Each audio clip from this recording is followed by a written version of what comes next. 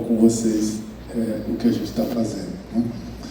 Esse aqui é um gráfico que a gente fez, né, um mapa, que está publicado num livro que sai agora sobre o fogo na América do Sul, coordenado pela professora Vânia Pipera da USP.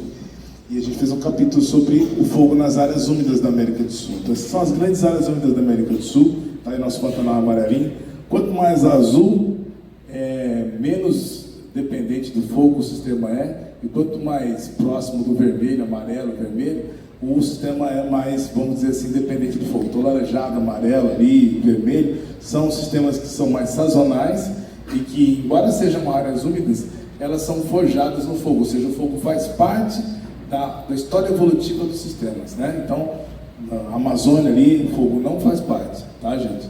E aí, aqui para o Pantanal, sim. Então, a gente tem a área úmida que convive bem com o fogo e tem áreas úmidas que não convivem bem com o fogo.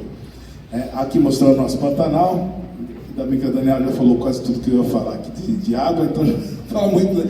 As províncias fitogeográficas, né, que influenciam o Pantanal, a Amazônia, né, o Cerrado, as florestas semidescidas, que a gente chama de, né, Mata Atlântica aqui, e o Chaco, né, que influenciam, vamos dizer, essa vegetação do Pantanal, que é uma vegetação relativamente jovem, porque o Pantanal é uma bacia jovem, né? Aqui mostrando, né, como é que é essa questão principalmente para as espécies arbóreas, né, como é que essa influência se manifesta lá na planície. Com quem mais que o Pantanal parece em termos de Brasil? Depois dessa análise, a surpresa, né, a gente sempre fala Pantanal Cerrado, Cerrado Pantanal e tal, mas se você considerar o conjunto das espécies arbóreas no Pantanal, o Pantanal se parece muito mais com a Caatinga do que com o Cerrado, né? Essa foi uma das conclusões que a gente chegou num trabalho que saiu no livro nosso, né? O Pantanal tem essa coisa de chover pouco, né? Chove bastante mais na borda leste do Pantanal, e quando você vem para a borda oeste, a tendência é diminuir a quantidade de chuva. Corumbá tem ano que chove 900, 800 milímetros por ano, né? Não sei como é que é aqui em Cáceres, mas acho que não deve chover muito também, né? Essa coisa da inundação, a Daniela já falou, esse do Rio Cuiabá, né? A inundação é quase sincronizada com a chuva, né? Você tem o pico de inundação um pouquinho depois do pico de chuva, né? Porque você está próximo das cabeceiras, no Rio Cuiabá, e também aqui no Rio Paraguai, na região aqui próxima de Cáceres, você tem uma certa sincronização da chuva com a cheia, porque o Rio Paraguai aqui está muito próximo da nascente, né? E aí você tem, a gente vai falar de fogo, né? O que acontece? O fogo ele vai ter um regime muito parecido, né, com essa coisa toda. Você tem o período de chuva, você tem o período de inundação, e o fogo vai acontecer justamente no período onde você tem falta de água, né, no sistema por falta de chuva e também por falta de inundação. Nesses períodos é mais comum acontecer o fogo na região. Quando você fala do Rio Paraguai, lá em Corumbá, que a Daniela já tinha falado, eu vou dar mais uma reforçada aqui, você tem uma desincronização da cheia com a chuva. Então o que acontece? Quando você tem, a chuva acontece ali de outubro até março, né? E as chuvas que caem aqui também são sincronizadas com as chuvas de lá. Mas o que acontece? As chuvas que caem aqui levam 3 meses para chegar lá, né? Então as águas que inundam o Pantanal lá na região de Corumbá, elas vêm daqui, tá? E quando chegam lá, já está no meio da seca. Então o que acontece? Que no meio do período seco, de ausência de chuva, nós temos um pico da cheia do Rio Paraguai, em Corumbá. Isso cria uma condição ecológica muito particular, porque se você, naquele outro gráfico que eu mostrei para vocês, você tem um período seco sincronizado, né? A ausência de chuva e a ausência de inundação, aqui você tem um período seco desincronizado com a cheia. Então, a possibilidade de ocorrer fogo aqui, ela é baixa. Mas então, quando que vai ocorrer fogo ao longo do Rio Paraguai? Vamos conversar aqui, olha que bonito que fica. Então, esse aqui é um morro, próximo ali da região do Amolar, onde você tem, no meio do período seco, o Pantanal completamente inundado e as plantas do morro sem folhas. Por quê? Porque está faltando chuva, né? Mas o Pantanal está cheio. Então tem esse contraste entre a floresta decídua, né? O cerrado rupestre também que tem aí, e as florestas aluviais, aí, os campos inundáveis do Pantanal cheios d'água. Isso é uma paisagem bastante interessante para a gente entender como é que o fogo acontece nessas coisas. Aí você pensa, como é que as cheias do Pantanal são sempre iguais? Não são.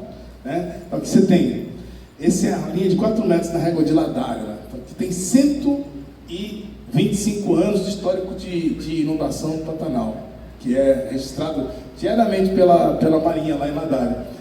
Então, quando você tem a cheia, a parte azul, acima da linha dos 4 metros da linha do Rio Paraguai, significa que o Pantanal encheu na região. Tá? Então, aí existe um bloqueio para o fogo. Tá? Porque no meio da estação seca, o Pantanal está cheio d'água. Mas nos anos em que a cheia, a linha azul, ele ficou abaixo dessa linha de 4 metros, você tem ausência de cheia na planície do Rio Paraguai. Então, nessas situações, você tem possibilidade de ocorrer fogo durante a estação seca. Né? Então, aqui, ó. E a gente tem também um outro fenômeno interessante, que tem os ciclos de grande seca do Pantanal. Nós tivemos um ciclo de grande seca de 14 anos, que foi de 1964 até 1960 até 74. E já estamos há mais ou menos 7 anos num ciclo de grande seca agora no Pantanal. Né? Então, esses ciclos de grande seca, eles proporcionam um aumento, né, da ocorrência de fogo. E aí acontece isso aqui. Então, nós estamos aqui no meio do período seco, o Rio Paraguai não transbordou e você tem aí o Pantanal queimando na beira do rio, que não ocorreria num ano de cheia normal.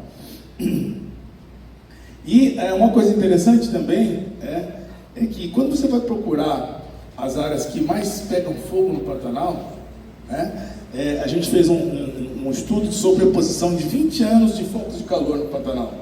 E aí deu isso aqui, ó, né? Se vocês prestarem atenção, vocês vão ver que as áreas que mais inundam no Pantanal são essas ao longo do Rio Paraguai, principalmente no Mato Grosso do Sul, são as áreas que mais pegam fogo. A gente chamou isso de corredor de fogo e inundação do Pantanal.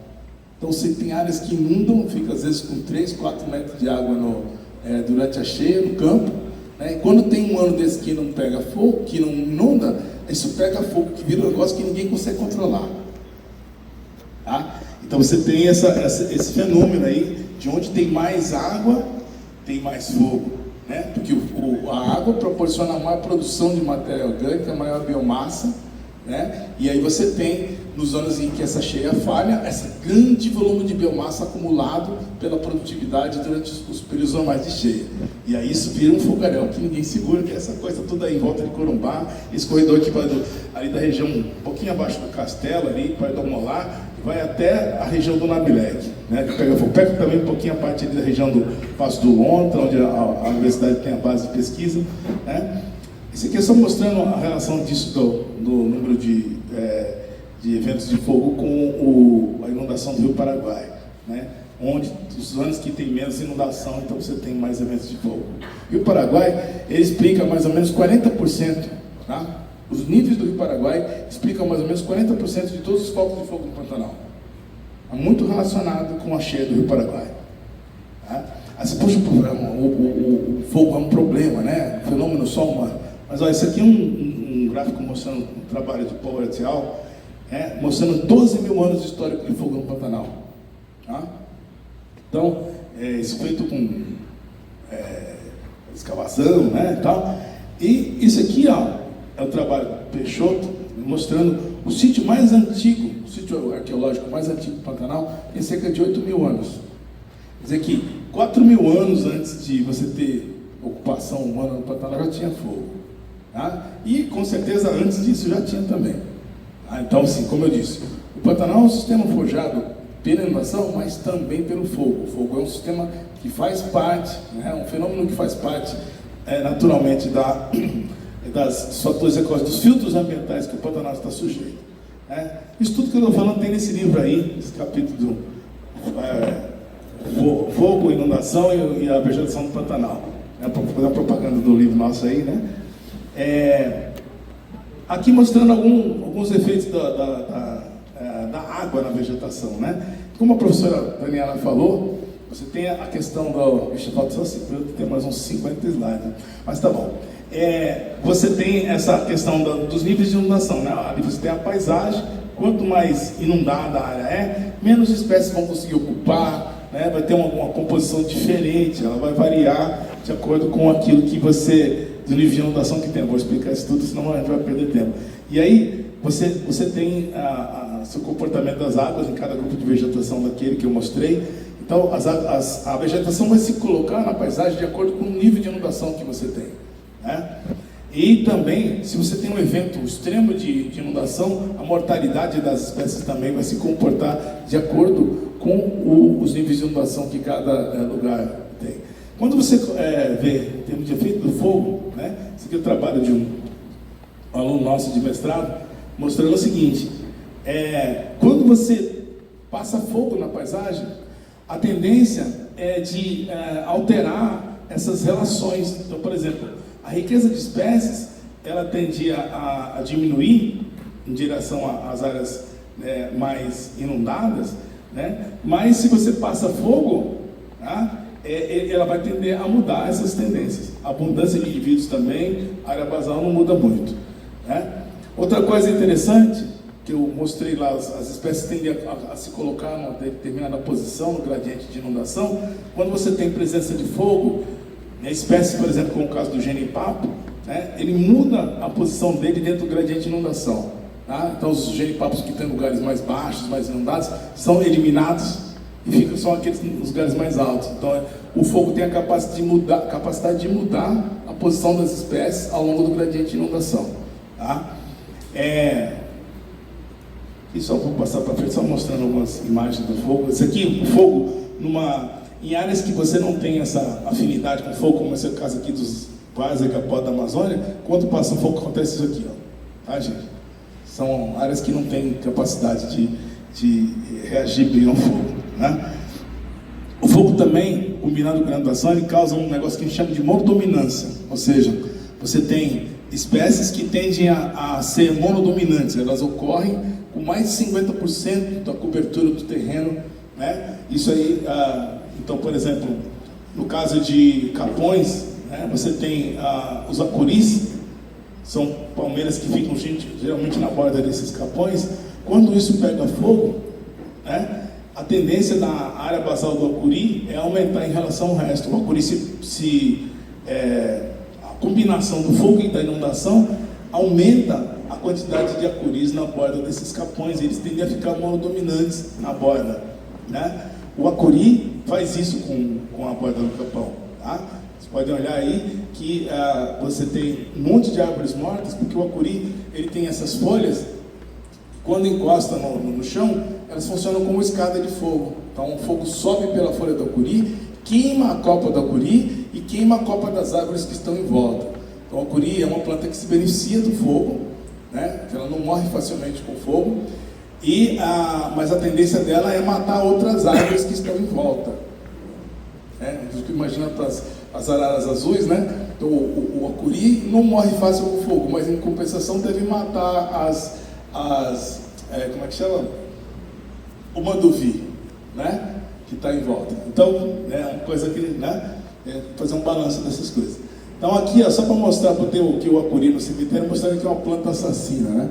Ele, vamos dizer assim, mata outras árvores. Não que ele seja assassino, né?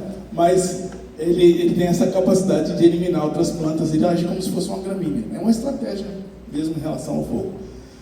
Aqui mostrando um outro trabalho que saiu esse mês passado, mostrando que a diversidade funcional nessas áreas de capão, ela leva mais ou menos 20 anos para se recuperar, tá? Depois do fogo. E também está relacionado com a inundação. A diversidade funcional aumenta em direção às bordas mais inundáveis desses capões, mas em escalas menores, dependendo do tempo desde o último fogo, tá? Então, pelo que a gente mediu aqui, para recuperar a diversidade funcional, 20 anos. Tá? Aqui, para plantas que tem, algumas plantas se beneficiam, né, do fogo, por exemplo, esse aqui é a Sesbania imaginata, né, ela tem esses frutos que são meio que cortiça, né, e é bastante interessante porque é um fruto que, quando cai na água, ele flutua, né, e quando o fogo passa, essa cortiça protege a semente de ser queimada. Então, é uma adaptação dupla, que serve tanto para o fogo, como para a inundação, né? E, em geral, quando depois de um grande incêndio, a população de Sesbania virgata aumenta um monte, ela vira mal dominante. Outra planta que se beneficia do fogo é o piri. Não sei se todo mundo conhece o piri. Pirizal é essa formação aqui, ó. É um monte, né? Parece os cíperos papiros lá na África, né? Isso aqui pega fogo por cima da água, gente. É uma planta C4. Todo mundo sabe o que é a planta C4, né? Ela consegue fazer fotossíntese com mais eficiência do que as outras. E 2 meses depois que isso aqui pega fogo, ela tem a mesma cobertura que tinha antes. Tá? Outra planta que se beneficia do fogo no Pantanal é o nosso paratudo. Não sei se todo mundo conhece paratudo. É esse pé amarelo aqui, ele forma essas formações monodominantes de pé amarelo, né? Paratudo. E a gente fez esse trabalho de mestrado de um aluno nosso, que mostrou o seguinte, que ele precisa de inundação, né? E ele precisa de fogo para ficar como monodominante, porque a inundação mata uma parte das árvores que vão nascer em volta deles e o fogo mata a outra metade, né? Então, quanto mais fogo e mais tempo de inundação tiver, mais bonito vai ser o paratudal. Então, para quem, eu vou fazer um manejo de uma fazenda como biólogo, eu quero manter o paratudal lá como uma entidade importante para ser explorada no turismo. Mantém a paisagem com inundação e com fogo. E aí você vai ter essa formação dominante de paratudo, né? O carandá também é uma planta que se beneficia do fogo. Eu não vou falar muito dele porque não vai dar tempo, já acaba o meu tempo ali. Aqui só mostrando algumas espécies que se beneficiam do fogo. Isso aqui é o mercúrio, Microstax íspida. É uma planta que, quando pega fogo, a tendência dela é tomar conta do ambiente.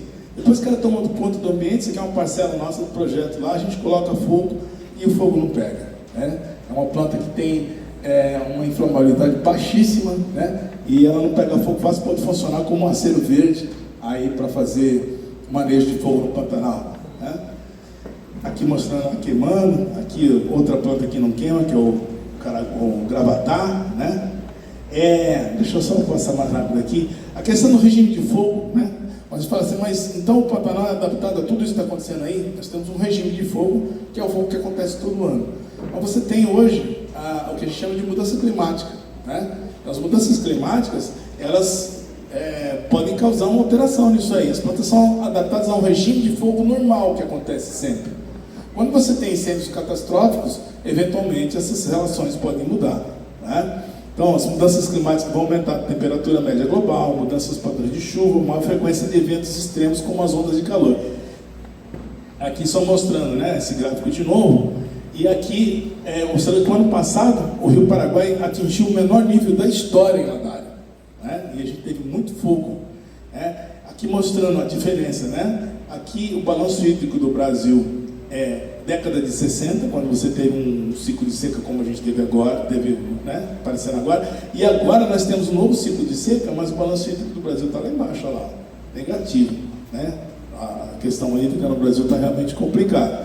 Então, com essa situação, a gente tem mais fogo. Uma outra coisa que está relacionada com fogo no Pantanal são as ondas de calor. Então, geralmente, o que a gente tem no Pantanal é as ondas de calor causando esses eventos extremos de fogo. Então, a associação ali é de 82%, né, de explicação dos grandes eventos de fogo no Pantanal com as ondas de calor. Então, a gente está vivendo um momento que tem uma seca normal, que existe no Pantanal, muitos anos você tem ciclos de cheias, ciclos de secas plurianuais, mas nós estamos vivendo um momento de mudança climática que causa essas grandes ondas de calor, e essas ondas elas fazem a diferença na ocorrência do fogo, tá? Se você procurar na década de 60, eu pedi para uma moça que trabalha com a gente, jornalista, procurar nos jornais aqui de Cáceres, de Corumbá, notícias sobre fogo da década de 60, entre 1960 e 74. Praticamente não tem notícia. Passou 14 anos de seca no Pantanal, sem ter esses incêndios que a gente está tendo agora. A gente está com 7 anos, com só catástrofe uma atrás da outra. Esse ano que foi meio ameno, né? A gente está... Uma coisa importante para a gente aprender a mexer com o fogo no Pantanal, que com essas mudanças climáticas, né, e que existem instrumentos jurídicos hoje para a gente mexer com isso, é o manejo integrado do fogo.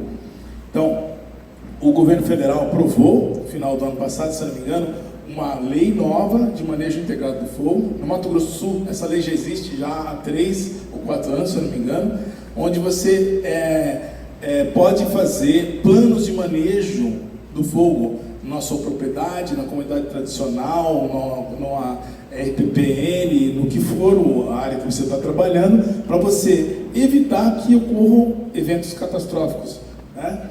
E esses planos de manejo do fogo, eles dependem, um dos instrumentos que os biólogos podem, né, usar para fazer esse tipo de coisa, são os mapas de carga de combustível. Isso aí é um mapa de carga de combustível do Parque Estadual do Rio Negro, onde as partes mais alaranjadas e vermelhas são as áreas onde você tem capim muito seco, né? E quanto mais azul, verde, o capim já está mais úmido, né? São áreas de vegetação mais úmida.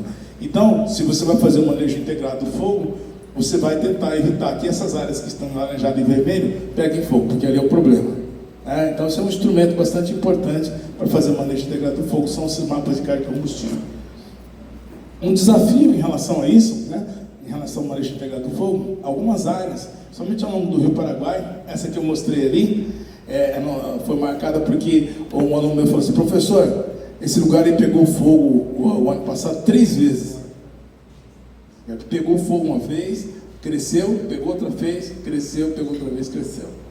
Então, mesmo você fazendo o uso de fogo prescrito, não necessariamente você vai conseguir evitar a ocorrência de grandes incêndios no Pantanal. Então, é um desafio, né, para a gente tentar conseguir diminuir o problema desses grandes incêndios no Pantanal. O fogo é um instrumento para conseguir evitar os grandes incêndios, tá, gente? Aqui, só mostrando uma propaganda nossa, né? Nós temos agora um projeto de longa duração, um PELD, que é focado só no fogo. Então, vários sítios no Brasil, inclusive tem um aqui no Taiamã, e o nosso lá é focado na região do Pasto do Lontra, é focado principalmente em entender ao longo do tempo como é que são os efeitos do fogo na vegetação, na fauna do Pantanal. Tá? Essa aí é a nossa equipe, chama PELD NEFAL, que é o Núcleo de Estudos em Áreas Úmidas. Eu sei que acabou mais tempo, mas vou contar uma historinha bem rápida. Como é que surgiu esse projeto do Núcleo de Estudos de Fogo em Áreas Úmidas? Eu estava de férias num lugar chamado Embaçaí, na Bahia. Vocês já foram lá? Praia bonita, lá, dormindo. Aí, de repente, eu sonhei. Olha, vou fazer um projeto para poder resolver a questão do fogo, do Pantanal. Como é que a gente vai chamar esse projeto? Eu conversando com um amigo no sonho. Vamos chamar de Núcleo de Estudo de Fogo em Áreas Úmidas, NEFAL. Eu acordei assim, liguei para o cara com quem eu estava sonhando, falei, acabei de sonhar um negócio assim, sabe, vamos fazer um projeto assim? Ele falou, bora, vamos fazer. Aí saiu o edital do CNPq, nós inscrevemos e o projeto pedia uma sigla. Eu botei NEFAL, né? E aí está aí, o projeto dos meus sonhos. Literalmente, né? Então, a gente nunca desistiu dos nossos sonhos. Esses são os nossos parceiros, colaboradores, né, financiadores, né? E se alguém quiser alguma informação a mais, pode fotografar o QR Code. Tem uma cartilha de manejo integrado do fogo no Pantanal que a gente produziu, tá? E obrigado, desculpa ter passado um pouco de tempo.